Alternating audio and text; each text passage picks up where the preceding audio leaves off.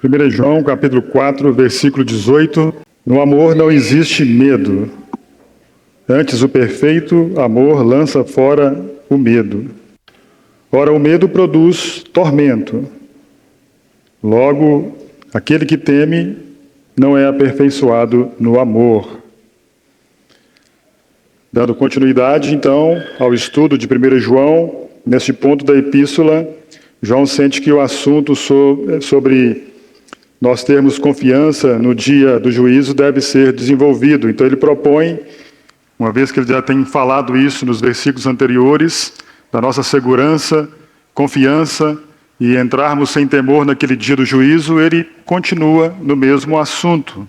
Então, se no versículo 17 ele diz que, assim, nisto é em nós aperfeiçoado o amor, para que no dia do juízo mantenhamos confiança, pois segundo ele é, também nós somos deste mundo. Então, se no versículo 17 ele nos diz o que fazer, ser como ele é, no 18 ele também nos diz o que não fazer.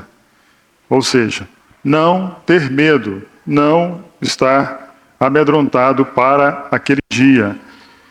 E nós entendemos pelas Escrituras, né, que o amor ele não é perfeito em quem não tem confiança. Em quem não tem confiança em relação ao dia do juízo. É o que João tem proposto na sua epístola. Se porventura alguém tem medo da punição, tem medo daquele dia, ainda não está aperfeiçoado no amor. Um dos melhores testes para o cristão, um dos melhores testes a ser aplicado a nós mesmos com relação ao dia do juízo diz respeito a esse momento, a esse pensamento sobre esse medo daquele dia. E isso é um fundamento da fé cristã. Nós temos medo daquele dia, nós estamos preparados para aquele dia, nós tranquilizamos o nosso coração quando pensamos naquele dia que estaremos com o Senhor. E os homens e mulheres mais felizes na caminhada cristã são aqueles que pensam no mundo por vir. Eles caminham nesse mundo tranquilos, descansados, felizes, porque sabem que no mundo por vir vai ser da mesma maneira. A tranquilidade deles para aquele tempo, né, para aquela época, os faz descansar nos dias em que vivem aqui. Se porventura tem medo daquele dia, certamente terão medo nessa vida, até chegarmos ao nosso encontro com o Senhor. Então essas coisas devem andar juntas. Ou seja, por um lado nós somos como Ele é, não tem nenhum problema. Mas também nós não devemos ter medo daquele dia. Muitos estão interessados em saber o que acontecerá naquele dia. Muitos estudos escatológicos a respeito daquele dia, como será aquele dia, ou antes daquele dia, um arrebatamento, 2 arrebatamentos, uma ressurreição, 2 ressurreições. Como que será o tempo, 3 anos e meio assim, 3 anos e meio daquele outro jeito. Seremos arrebatados.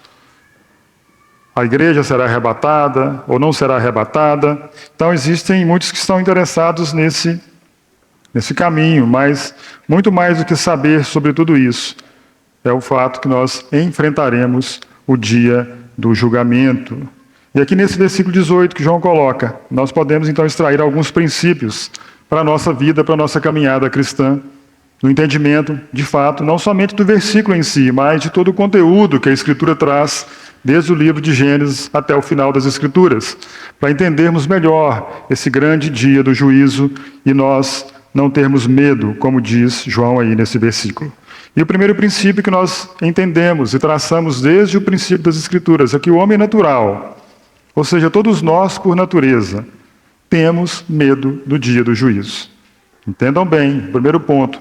Naturalmente falando, todos nós tememos o dia do juízo.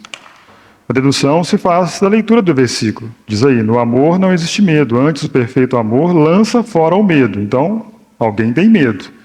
Ora, o medo produz tormento, então alguém tem medo. Logo, aquele que teme não é aperfeiçoado no amor. Então, até o perfeito amor vir, ou até o amor perfeito chegar na pessoa, ela anda com medo. É o texto, é o versículo. E há aqueles que dizem que nunca temerão ou nunca temem, não estão nem aí para o dia do juízo, porque nunca ouviram falar sobre ele. O fato é que muitos homens, o homem natural, aqueles que não acreditam em Deus, aqueles que vivem neste mundo da maneira que querem, e como quiserem, eles não temem porque nunca ouviram, não estão preocupados com aquele dia. Eles consideram esse dia como uma relíquia. Se ouvem alguma vez, ou se ouviram alguma vez sobre esse dia do juízo, o dia do julgamento, eles têm isso como uma relíquia que alguém criou nos séculos passados, nos anos passados, e isso é uma superstição primitiva, que não é um ensino atual, que não precisa se apegar a esse caminho. Isso já deveria ser extinto há muito tempo, é o que eles pensam, porque eles têm a ideia de que Deus é amor, e que Deus, sendo totalmente amor, Ele não vai julgar os homens em demasiada justiça. Eles pensam dessa forma. Não, dia do juízo, não. Você não deve existir, não deveria nem estar ensinando sobre isso. Deveria ter excluído por causa do ensino de que Deus é somente amor. Isso é uma faceta, isso é uma verdade, isso está no lado, numa mão de Deus, um dos fundamentos de Deus. Deus é amor, mas Deus também é justiça. Ele, certamente, Ele é santo, santo, santo, né? Sabendo todas as coisas. Ele vai tratar com amor e vai tratar com justiça. Então os homens deveriam temer sobre isso. Eles, muitas vezes, então, caminham dessa forma. Nunca param para pensar que qual é o sentido da vida? Depois da morte, o que tem depois da morte? Eles não param para pensar dessa forma. Qual que é o meu destino derradeiro? Não param. Eles não têm medo porque não percebem que esse dia, de fato, existe de acordo com a palavra de Deus, que é totalmente inspirada por Deus e útil, como diz lá no livro de Timóteo. A verdade estabelecida por Deus está aí escrito no livro de Hebreus 9, versículo 27. Hebreus 9, 27.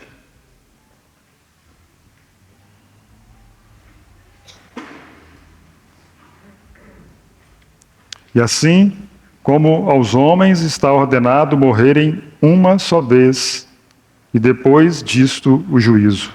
Os homens, então, ou aos homens está ordenado morrerem uma só vez. Depois disso, o grande dia, o juízo. Então, aqueles que vivem como se não existisse esse dia, não querem saber sobre ele, mas a palavra de Deus diz sobre isso. Ao homem está ordenado morrer uma só vez. Depois disso, o juízo, o grande encontro com Deus, como é estabelecido tanto no Velho Testamento como no Novo Testamento. Todos os homens estarão diante de Deus. Esse é o primeiro princípio que João coloca no versículo 18. Deus, a grandiosidade de Deus, a justiça de Deus, a retidão de Deus, a santidade de Deus, nós estamos caminhando, os homens estão caminhando para isso, para enfrentar tudo isso. Não quero saber disso. Mas a verdade é que todos terão de ficar face a face com isso. O nosso destino será ali anunciado, o destino de todos os homens naturais, o destino do cristão, face a face com Deus. Nosso destino, sabemos pelas Escrituras, é decidido nessa vida. O Evangelho chega a todos os homens, a toda a criação de Deus, mas no dia do juízo, naquele dia, será pronunciado aqueles que estarão com Deus eternamente e aqueles que estarão separados de Deus eternamente. Então, nossa vida deve ser governada. O homem natural deveria pensar nisso, deveria caminhar dessa forma, deveria estar atento a ir a um velório, por exemplo. A Bíblia diz que tem mais sabedoria, que tem mais ensino, que tem mais proveito estar no velório do que numa casa de festa. Porque no velório se vê o fim de todos os homens. Então o homem deveria, naquele momento ali, poderia pensar, daqui a pouco será eu. Daqui a pouco pode ser eu. Ainda hoje estávamos falando sobre isso. O que pode acontecer com a gente, todos nós aqui nesse salão, mas de repente saímos e alguma coisa acontece. Acontece com você, pode acontecer comigo, amanhã nós não mais estaremos aqui. Essa grande realidade que aconteceu já com milhões de pessoas e certamente acontecerá conosco. Então, se agimos pensando dessa forma, e João está falando aqui sobre esse medo do futuro, o medo do dia por vir. Irmãos, se pensarmos por um instante naquele dia, nós mudaríamos o nosso relacionamento com relação ao próximo que João está tratando. Percebam isso, que muitas vezes nós podemos estar detidos ou com medo daquele grande dia por causa de relacionamentos não trabalhados, não resolvidos, não tratados. E se por um instante nós deixarmos a nossa vida ser governada pelas Escrituras nesse assunto do grande dia, mudaríamos as nossas atitudes, certamente. Mudaríamos as nossas conversas, certamente. Nossa fala a respeito dos outros, quer sejam políticos, quer sejam autoridades, quer sejam irmãos, quer sejam parentes, mudaríamos a nossa fala, o nosso perdão aos outros. Muitos, infelizmente, os homens naturais, esses que não acreditam nesse dia ou não acreditam em Deus, andam dessa forma, sem perdão, mas vejam que muitas vezes pode acontecer essa mesma prática no meio do cristianismo, no meio dos filhos de Deus, uma falta de perdão, uma falta de um bom relacionamento. Nós falamos aqui no sábado passado a respeito de uma fala de Martin Lloyd-Jones. Ele disse que a igreja tem o maior e o mais poderoso instrumento para a evangelização, o testemunho. Irmãos, e quando eu saí daqui eu fiquei pensando comigo mesmo, o meu testemunho, ou o testemunho dos cristãos em si, vejam como seria tão diferente a nossa família, ou o relacionamento com os nossos familiares, no que diz respeito ao nosso testemunho como cristãos.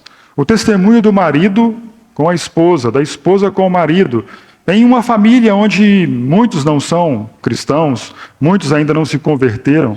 Que poder tem esse testemunho do amor do esposo com a esposa, da esposa para com o esposo, do pai para com os filhos, do filho com os pais? Vejam um testemunho.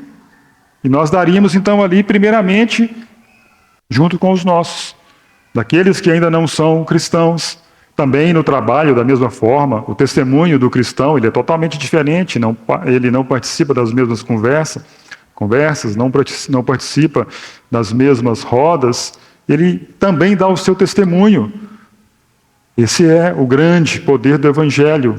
Paulo, escrevendo aos Romanos, diz que não me envergonhe do Evangelho, porque o Evangelho é o poder de Deus para a salvação de todo aquele que crê. Então, os cristãos dão um testemunho do poder desse Evangelho nos relacionamentos matrimoniais, nos relacionamentos trabalhísticos, nos relacionamentos na sociedade, ou seja, nos relacionamentos sociais, nos relacionamentos na escola e no relacionamento também no meio da igreja.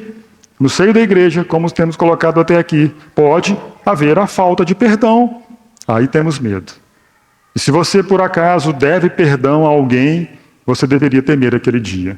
Porque o Senhor Jesus disse em Mateus 18, contou aquela história, conhecida como a parábola do credor incompassivo, daquele credor que não perdoou o seu conservo. E ali, o texto é tratado, diz assim, a frase lá em Mateus 18, por isso, o reino dos céus é semelhante a um rei que resolveu prestar contas com os seus servos. O grande dia, poderíamos colocar um rei que resolveu prestar conta com os seus servos. E ali nos diz, no final daquela história, que no íntimo nós devemos perdoar os nossos irmãos. Mas o que aconteceu naquela história? Vou relembrar os irmãos para nós entendermos talvez o medo que alguns podem ter com relação ao dia do juízo. A história ali nos relata em Mateus 18, que aquele rei chamou os seus servos para prestarem conta das suas dívidas e encontrou um que devia um valor enorme, mas era muito dinheiro e ele não tinha como pagar aquele seu senhor. E ele disse, olha, não tenho como pagar, só se eu vender minha esposa, meus filhos e ter paciência comigo, tenha paciência comigo, eu quero te pagar, vou te pagar. E aquele então senhor, ele perdoou aquele servo. Uma grande quantia, uma enorme quantia, impagável nos dias de hoje, ou mesmo naqueles dias. Mas o fato é que aquele servo saiu e encontrou um conservo que devia uma dívida pequena comparada com a grande dívida que ele tinha com o seu senhor. E ele não perdoou o seu conservo, ao contrário, colocou ele numa prisão e queria que ele saldasse a dívida com ele. E aqueles que estavam sabendo de toda aquela história foi e contou para o primeiro senhor, e o senhor disse para ele: ei, espera aí, não estou te entendendo.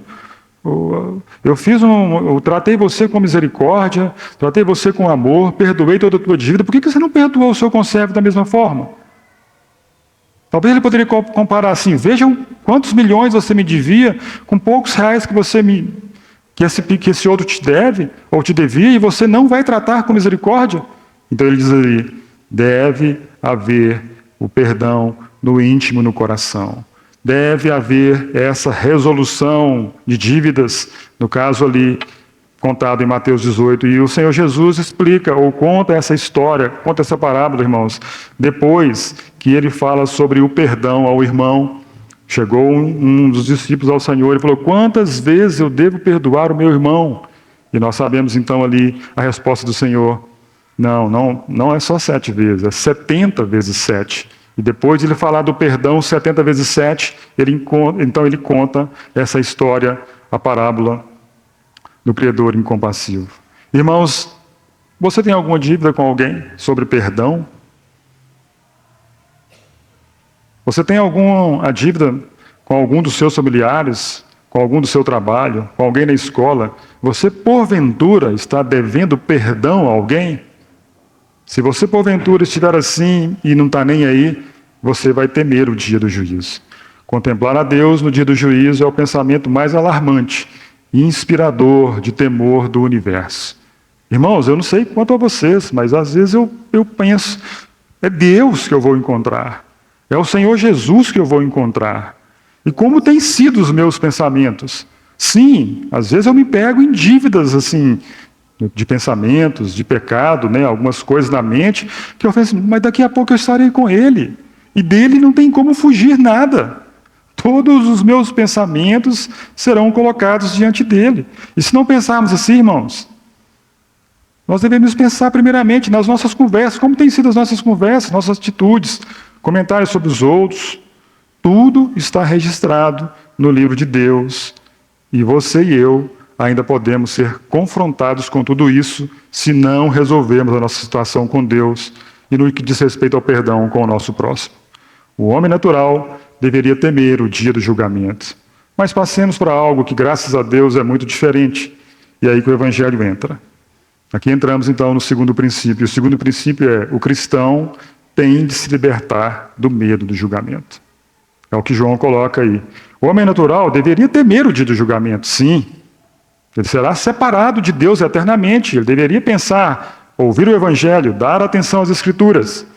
E o cristão, então, tem que se libertar desse medo. Irmãos, já perceberam que não existe nada mais glorioso do que isso? De nós nos livrarmos do medo daquele grande dia.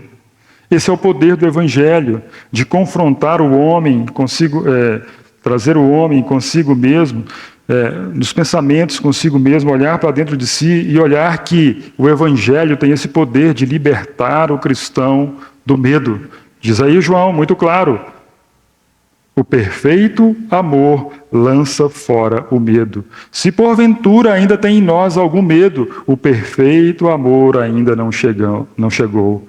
Há cristãos que acreditam que sua obrigação ou a sua vida neste mundo deve ser uma vida de incerteza, de insegurança, de dissabores, de tristeza. Eles têm medo de anunciar que de fato são salvos e salvos eternamente. Tem a graça de Deus sobre eles, o perdão de Deus sobre eles, a alegria de Deus sobre eles, a garantia da salvação. Uma das orações do Senhor Jesus a respeito dos seus foi que a minha alegria seja neles completa. Eu não sei se você já passou se você já pensou nessa oração do Senhor Jesus em João 17. A minha oração ao Pai a favor deles é que a alegria deles seja completa. Uma alegria neste mundo, antes de entrarmos na eternidade. Então, o ensinamento bíblico, característico das Escrituras, é termos de nos libertar do medo do dia do juízo. Leiamos Hebreus capítulo 2.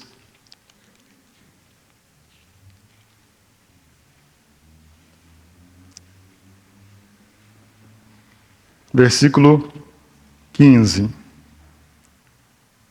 Na verdade, o 14 também, abre melhor o nosso entendimento. Hebreus 2,14 diz assim: visto, pois que os filhos têm participação comum de carne e sangue, desses também ele igualmente participou para que, por sua morte, destruísse aquele que tem o poder da morte, a saber, o diabo. Irmãos, vejam que a Escritura traz a respeito de um resultado da nossa salvação em Cristo. Versículo 15. E livrasse a todos que, pelo pavor da morte, estavam sujeitos à escravidão por toda a vida. Pois ele, evidentemente, não socorre a anjos, mas socorre a descendência de Abraão. Vejam um dos resultados, então, como dissemos, da grande salvação em Cristo. Ele nos livrou desse medo, diz aí, livrar-se do pavor da morte a que os homens estavam sujeitos. O homem estava assim, com esses pensamentos: o que será de mim? Quando vemos algumas expressões de alguns homens do Velho Testamento, pavor da morte. Após a morte eu vou encontrar com o Criador. Era o pensamento de alguns, mas o resultado da obra de Cristo: livrar-se todos que pelo pavor da morte estavam sujeitos à escravidão por toda a vida. Vejam, um dos grandes resultados para a sua vida e para a minha vida, nessa alegria e nesse descanso de não ter medo naquele dia.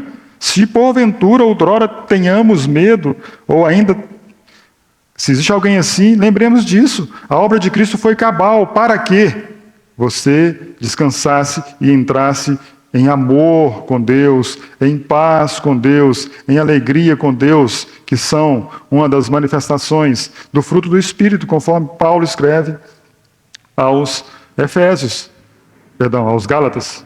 Lá fala sobre isso. O fruto do Espírito é amor, alegria, paz. Vejam então essas três características que o cristão recebe para não ter medo naquele dia. Ele deve andar já nessa vida, agarrado a essa verdade, na solidez, como fundamento para a sua caminhada neste mundo, para não temer aquele dia. 2 Pedro também fala sobre isso, sobre essa segurança do cristão, resultado da obra de Cristo.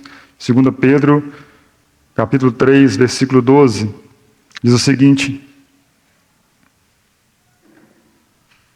Vamos ler o 11 também, para ampliar o nosso entendimento. Visto que todas essas coisas... 2 Pedro 3,11. Visto que todas essas coisas hão de ser assim desfeitas, deveis ser tais como os que vivem em santo procedimento e piedade, esperando e apressando a vinda do dia de Deus, por causa do qual os céus incendiados serão desfeitos e os elementos abrasados se derreterão. Nós, porém, segundo a sua promessa, esperamos novos céus e nova terra nos quais habita a justiça. Vejam então, aquele que não tem medo do dia do juízo, como ele anda, versículo 12, esperando e apressando a vinda do dia de Deus. Você tem feito isso? Porque para você fazer isso, orar dessa forma e andar dessa forma, você tem que praticar o que está no versículo 11, no finalzinho. Viver em santo procedimento e piedade. Vivendo assim, então, nós não teremos medo do dia do juízo. Porque a nossa vida, a nossa conduta, ela vai refletir o trabalho de Deus por meio do Espírito Santo na vida de cada um de nós, nos preparando para aquele dia. Paulo, em Romanos, capítulo 8, nos diz a mesma coisa. Vamos ler. Romanos capítulo 8, versículo 15, diz o seguinte: porque não recebestes o espírito de escravidão para viverdes outra vez atemorizados. Vejam como andavam aqueles que não criam, ou antes de crer em Jesus, porque não recebestes o espírito de escravidão para viverdes outra vez atemorizados, mas recebestes o espírito de adoção, baseado no qual clamamos, Abba Pai, resultado da obra de Cristo a nosso favor. E o cristão tem de se libertar do medo do julgamento. Isso aqui, irmãos, é a consequência da salvação, da obra do Espírito Santo em nós. Veja o versículo 23. E não somente ela, mas também nós que temos as primícias do Espírito, igualmente gememos em nosso íntimo, aguardando a adoção de filhos, a redenção do nosso corpo, porque na esperança fomos salvos. Ora, a esperança que se vê não é esperança, porque o que alguém vê, como espera?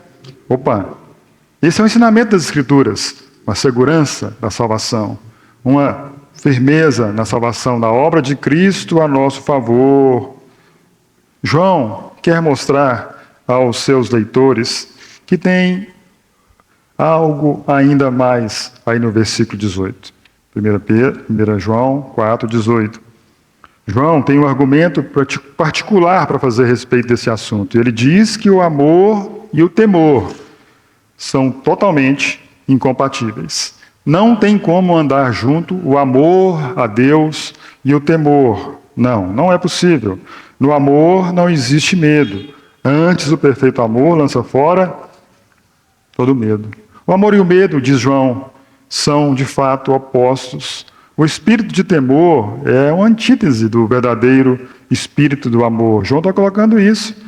Pense, por exemplo, uma mãe que cuida do seu filho doente com uma doença infecciosa, contagiante, uma doença que pode ser transmitida. A mãe não pensa na possibilidade de pegar a doença do filho. Não pensa de alguma forma sobre ser contaminada. O seu amor pelo filho afasta o medo. Não há problema. O amor e o medo, então, são incompatíveis. Dessa forma, o apóstolo, então, segue para o seu argumento. Irmãos, o Senhor Jesus foi muito claro com os discípulos a respeito da morte ou depois da morte, quando os comissiona para pregar o evangelho, expulsar demônios, fazerem sinais. Lá em Mateus 10 fala sobre isso, do Senhor enviando eles para pessoas que não iriam receber os discípulos, casas que não iriam abrir as portas para eles, cidades que talvez iriam expulsá-los. E o Senhor então já ensinando os discípulos sobre aqueles que não os iriam receber nas suas casas, talvez nas suas cidades, ele fala assim: não temais os que matam o corpo e não podem matar a alma. Temei antes aquele que pode fazer perecer no inferno tanto a alma como o corpo. Opa! O que o Senhor estava ensinando para eles é o seguinte: vocês devem temer, no temor a Deus, no sentido de, se vocês amarem a Deus, se vocês, de fato, expressam essa fé em Deus, naquele que os enviou, o Senhor Jesus então os enviou, e Ele ama o Senhor Jesus, e sabe que o Senhor Jesus tem um Pai que tem poder para lançar aqui ou lançar acolá, eles não terão medo dos homens. O máximo que os homens vão fazer com os discípulos vai ser o quê? Matá-los. Mas depois da morte, quem tem poder para fazer ir para aqui ou para lá? O próprio Pai, ou seja, o Criador de todas as coisas. Ele está dizendo então, a forma de vocês se livrarem do medo, diz o Senhor aos discípulos, em um sentido, é você ter um medo maior. Mas não um medo no sentido de, daqui a pouco nós vamos falar sobre isso, mas uma reverência àquele que tem poder para mandar para aqui ou para mandar para lá. É o amor a Deus. E o amor, ou o maior, diminui, acaba com o menor. Diz João, então, aqui na epístola, o perfeito amor lança fora o medo. Irmãos, o fato, muitas vezes, é que nós conversamos com irmãos em Cristo, talvez novos ou talvez velhos, que caminharam pouco tempo ou muito tempo, e às vezes alguns ainda têm um certo temor, um certo medo daquele dia. E João coloca, então, que os cristãos têm que ser aperfeiçoados nesse amor. O que João coloca muito claramente é que o amor e o medo são incompatíveis. Chegando o perfeito amor, expulsa o medo. O amor entra no coração do cristão e expulsa o medo. E nesse sentido, o cristão então não tem mais direito de sentir medo. Vamos de novo para Hebreus capítulo 12.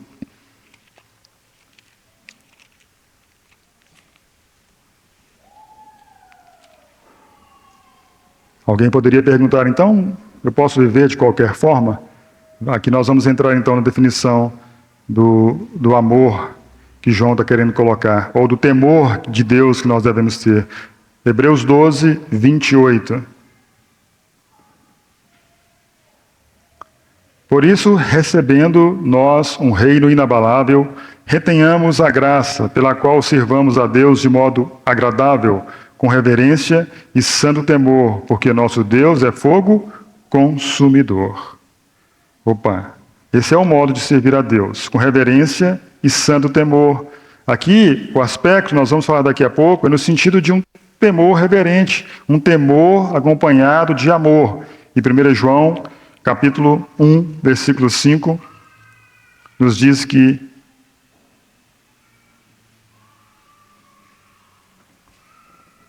ora, a mensagem que da parte dele temos ouvido e vos anunciamos é esta: que Deus é luz e não há nele treva nenhuma.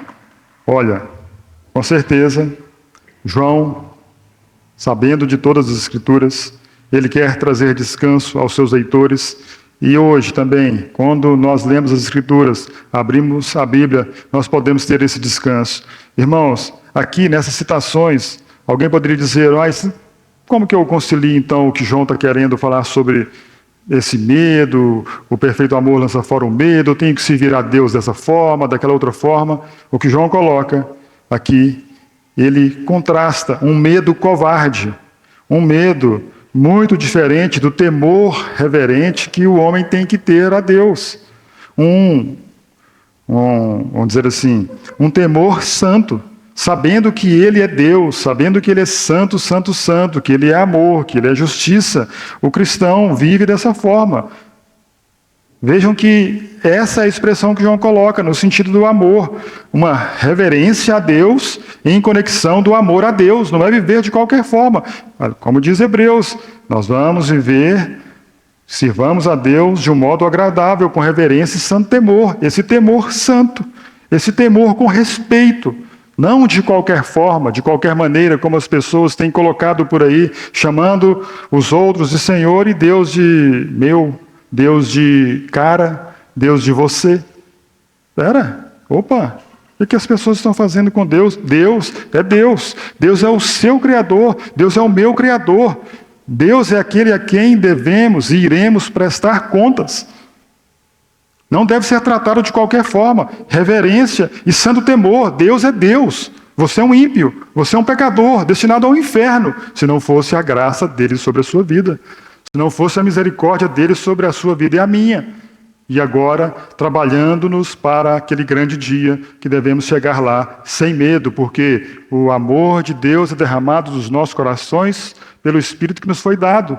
E esse perfeito amor vai nos levando a essa vida semelhante ao seu Filho, como ele diz aí no versículo 17, somos como ele é, assim como ele é, somos neste mundo. Irmãos, a nossa perfeição com Cristo dia a dia nos livra do medo do grande dia. E os homens e mulheres amam a Deus, porque há neles um sentimento de temor, uma santidade a respeito desse amor, há uma verdadeira reverência ao próprio Deus. Irmãos, reverência e temor é algo muito diferente desse medo que supõe castigo. Um medo que faz contrair, tremer. Esse medo, o amor expulsa. Assim, o homem natural, como dissemos no primeiro princípio, deve temer o dia do juízo. E o cristão deve ser livre desse medo. Mas como, então, o cristão fica livre desse dia, do grande julgamento ou daquele grande dia? Irmãos, aqui nós temos, pelas Escrituras, no livro de Romanos, principalmente, nos vai falar sobre isso. Na verdade, todas as epístolas do Novo Testamento vão falar sobre isso. O cristão percebe o amor de Deus que vem a ele em Jesus Cristo. E a obra de Jesus Cristo a seu favor, como já dissemos e começamos a falar agora. João desenvolve o seu argumento aí no capítulo 4, versículo 9, ele diz assim: nisto se manifestou o amor de Deus em nós, em haver Deus enviado o seu Filho unigênito ao mundo para vivermos por meio dele. Esse é o primeiro ponto. A primeira forma de nos livrarmos desse medo, diz João, é entender a doutrina da justificação pela fé. Natal, isso é teologia, isso é teologia da reforma, e você vai trazer isso. Irmãos, isso é escritura.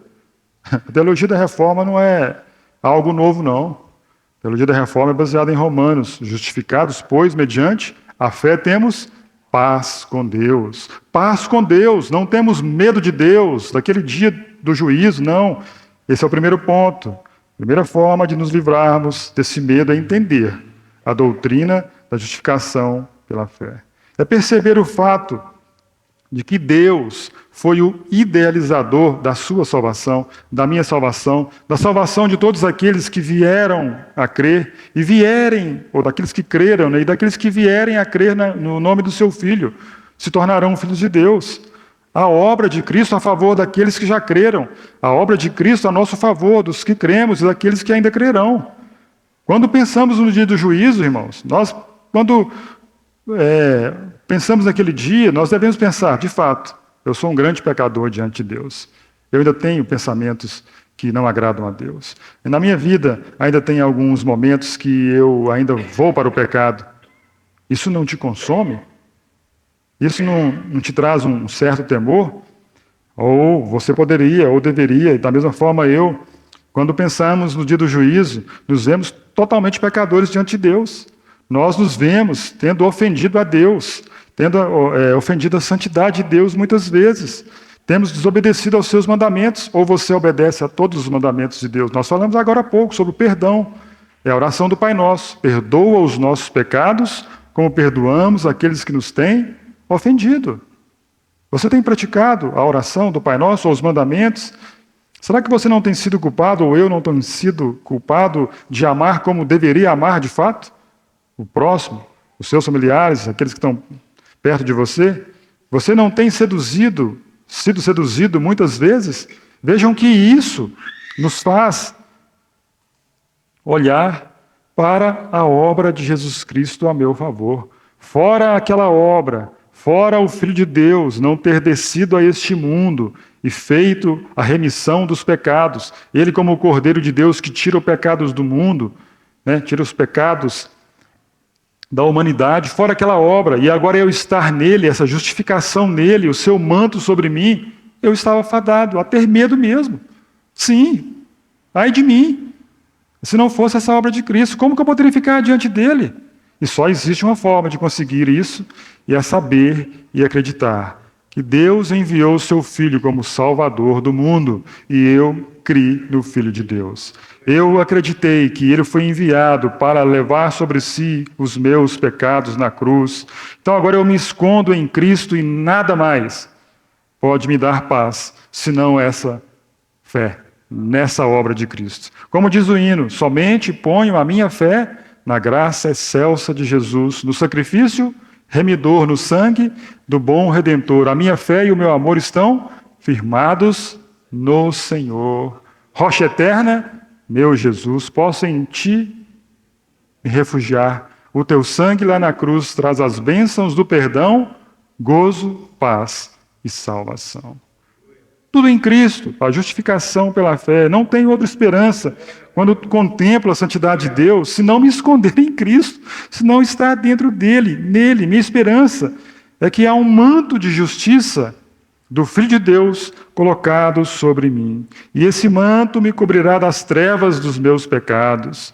É o princípio, irmãos, é o primeiro ponto, a justificação pela fé. Dessa forma, então, o cristão fica livre do medo daquele dia. Nós não estamos falando aqui do cristão pecar habitualmente, mas a Bíblia é muito clara, se pecarmos, temos advogado junto ao Pai, Jesus Cristo justo. Ele é o quê? A propiciação pelos nossos pecados, e não somente pelos nossos, mas pelos do mundo inteiro.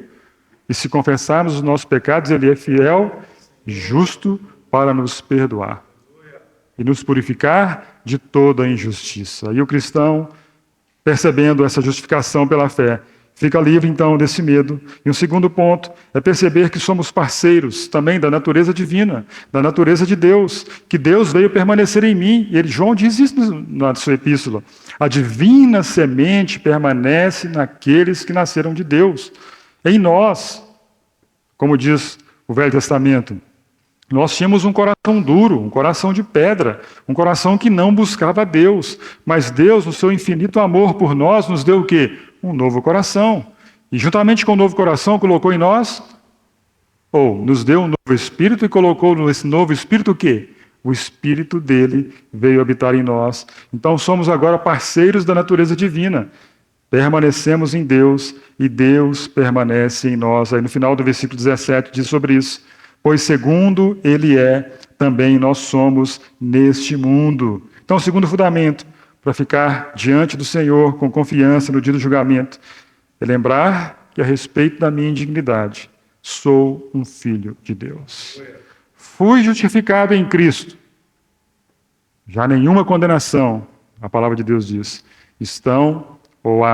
nenhuma condenação há para aqueles que estão em Cristo Jesus. Primeiro ponto. E agora vemos que somos filho de Deus. E você tem segurança quando você se diz filho de Deus, sabe que é filho de Deus. Irmãos, tem que ter fruto na caminhada cristã. Você diz filho de Deus, você diz servir a Deus, você diz que crê em Deus Pai, o Todo-Poderoso, Criador dos céus e da terra. Você acredita no credo apostólico, em seu Filho, nosso Senhor, no Espírito Santo, na obra do Espírito Santo. Então você tem que trazer consigo frutos do novo nascimento, frutos do arrependimento. E quais são os frutos que acompanham aqueles que dizem permanecer em Deus, dizer filhos de Deus? Eles amam a Deus. Eles têm prazer em servir a Deus, em buscar a Deus, em estar com os filhos de Deus. Eles querem conhecer melhor a Deus, amá-lo mais. Têm prazer na palavra, têm prazer na oração. Isso são reflexos, isso são frutos daquele que diz ser filho de Deus. O homem natural não gosta dessas coisas. Aquele que diz que não acredita em Deus, ele não quer saber da Bíblia. Para ele isso aqui é uma loucura. Oração, para que orar a quem? Palavras ditas ao ar? Falar sobre vida eterna, falar sobre o dia do julgamento, que loucura, que insanidade é essa?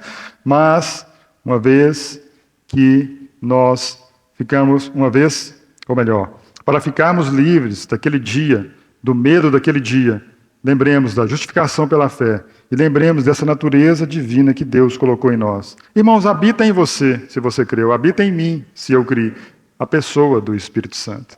O Espírito Santo veio habitar em você. Nós não vamos falar sobre o poder do Espírito Santo, não. Nós vamos falar inicialmente dessa forma, essa segurança que o Espírito Santo habita em você.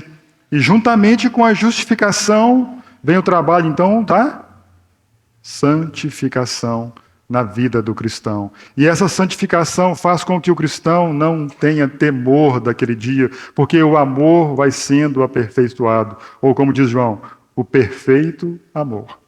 Irmãos, você deve observar na sua vida o trabalho do Espírito Santo sobre aquelas coisas que você era envolvido antigamente, anos atrás, mas que agora o Espírito Santo já colocou dizendo, isso é imundícia, isso não pertence a Deus, isso não agrada a Deus, isso entristece o Espírito Santo. Como diz a Escritura, o Espírito Santo tendo ciúmes de nós que somos filhos de Deus. O homem natural, então, ele não quer saber de Deus, das coisas de Deus, de estar com o povo de Deus, mas o cristão se delicia, tem gozo nelas. Temos a natureza divina, senão não seria assim. O Pai jamais vai rejeitar o seu Filho, diz as Escrituras.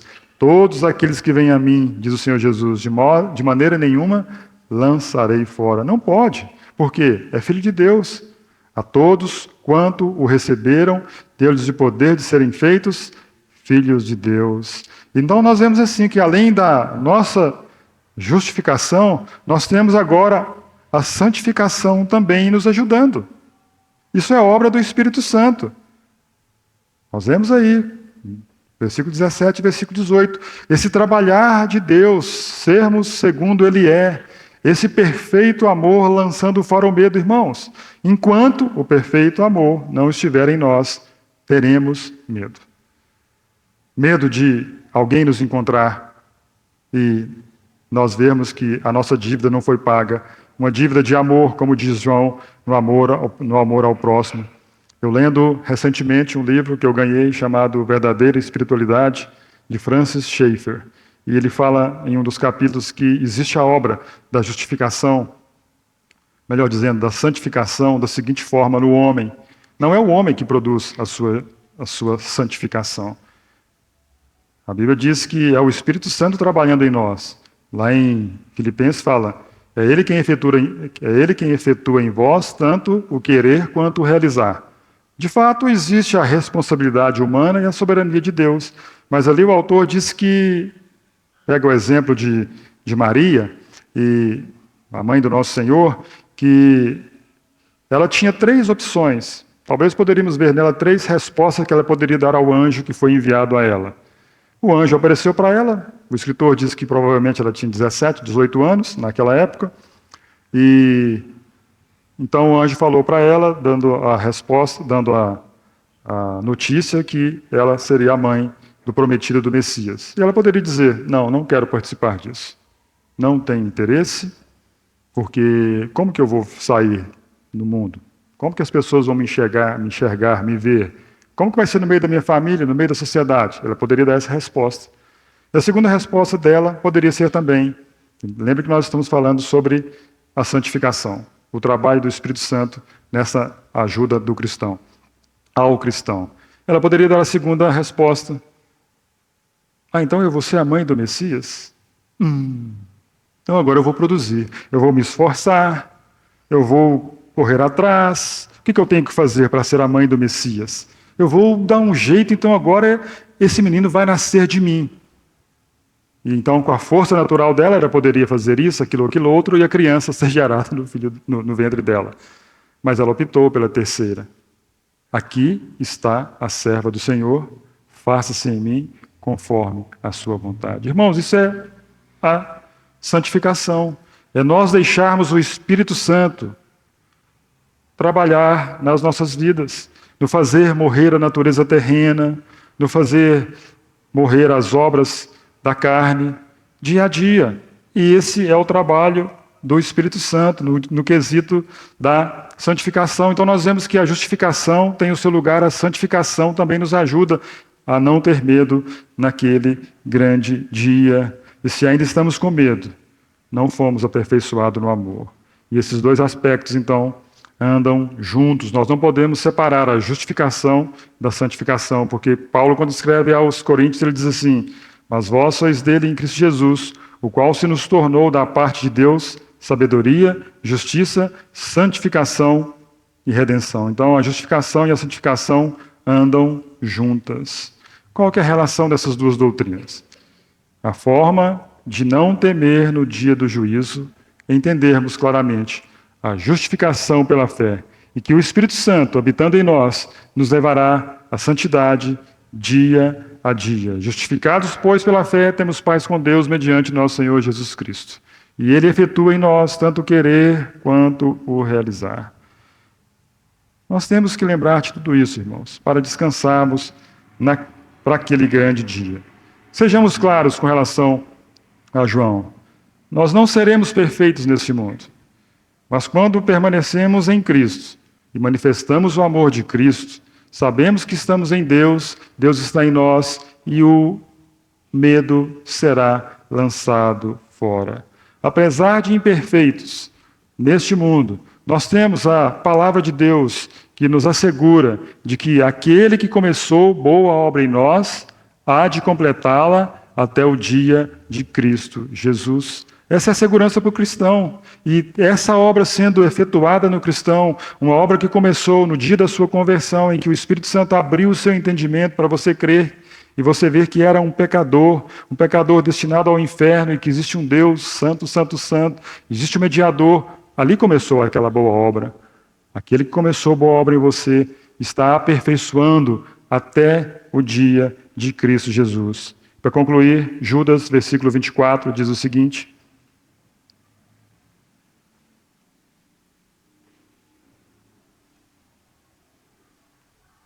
ora, aquele que é poderoso para vos guardar de tropeços e para vos apresentar com exultação, imaculados diante da sua glória.